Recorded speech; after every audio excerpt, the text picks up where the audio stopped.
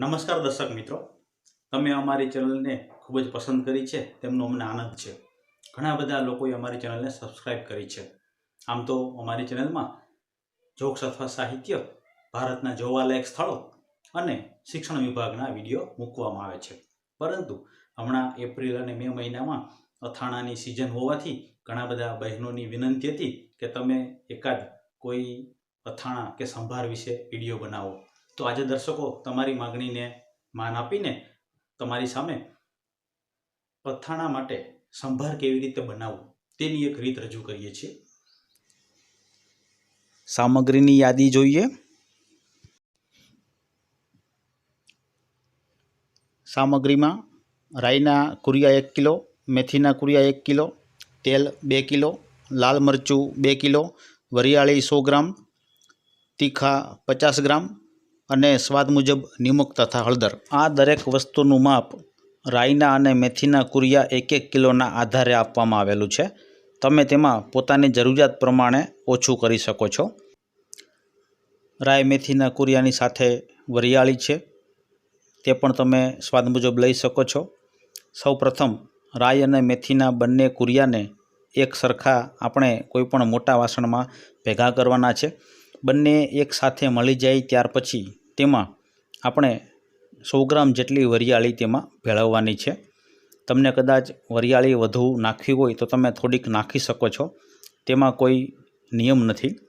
હવે આ બધી જ વસ્તુને આપણે વળી પાછું મિશ્રણ કરવાનું છે।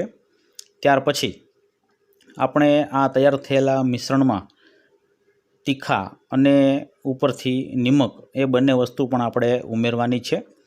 અત્યારે સિઝનમાં ઘણા બધા લોકોને અથાણા માટે સંભારની જરૂરિયાત ઊભી થતી હોય તો તેમને ધ્યાનમાં રાખીને આપણે આ વિડીયો અત્યારે બનાવી રહ્યા છે અને આશા છે કે તમને દરેક લોકોને આ વિડીયો પસંદ આવશે।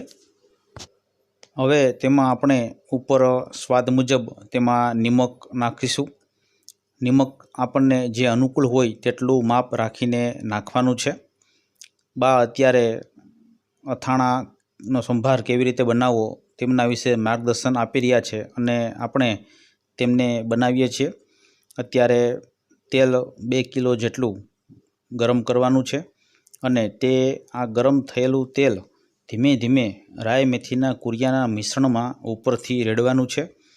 ગરમ વસ્તુ હોવાથી બહેનો ખૂબ સાવચેતી રાખવી। આવી રીતે ચારેય બાજુથી પૂરતા વાસણમાં તેલ ધીમે ધીમે રેડવાનું છે અને રાઈ મેથીના કુરિયાનું મિશ્રણ આપણે જે કંઈ પણ બનાવેલું છે તે તેલમાં પૂરતું રહે તે જરૂરી છે। ત્યારબાદ તેને અમુક સમય સુધી રાખી મૂકવું, કોઈ 2-3 કલાક પણ રાખી શકે છે। બરોબર મિશ્રણ થઈ જાય ત્યાર પછી અને તેલ અંદર થોડુંક જતું રહે એવું તમને લાગે એટલે ત્યાર પછી આપણે તેમાં મરચું ભેળવવાનું રહેશે।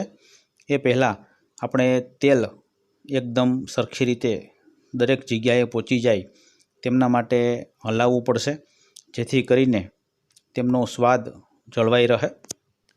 હવે આ તૈયાર થયેલા મિશ્રણમાં આપણને તેલ ઉપરથી થોડું દેખાય છે, પણ થોડોક સમય રહેવા દેશું એટલે તેલ નીચે બેસી પણ જશે।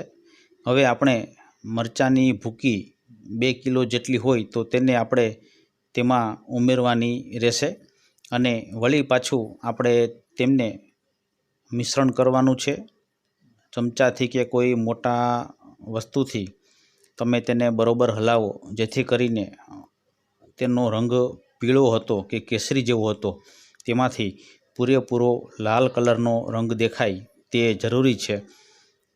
જરૂર પડે તો અન્ય વાસણનો પણ તમે ઉપયોગ કરી શકો છો અને આ રીતે તમે અથાણાનો સંભાર જે આપણે બનાવ્યો છે રાઈ મેથીના કુરિયામાંથી તે તૈયાર થઈ જશે। તો દર્શક મિત્રો, આ વિડીયો તમને કેવો લાગ્યો તેનો અભિપ્રાય અમને જરૂરથી આપશો અને જો તમને આ વિડીયો વિશે કોઈ પણ કોમેન્ટ કરવી હોય તો નીચે કોમેન્ટ બોક્સમાં કોમેન્ટ જરૂર કરશો અને તેમનો જવાબ પણ તમને ચોક્કસ મળશે। તો વળી પાછા મળતા રહીશું આ જ ચેનલમાં, ત્યાં સુધી અમને રજા આપશો અને હવે વેકેશન નજીક આવે છે તો અન્ય જોવાલાયક સ્થળોના વિડીયો અમારી ચેનલમાં રજૂ થશે જ અને તમને બની શકે તેટલી તે સ્થળ વિશે પણ માહિતી આપવામાં આવશે। તો ત્યાં સુધી રજા આપશો। આપનો ખૂબ ખૂબ આભાર।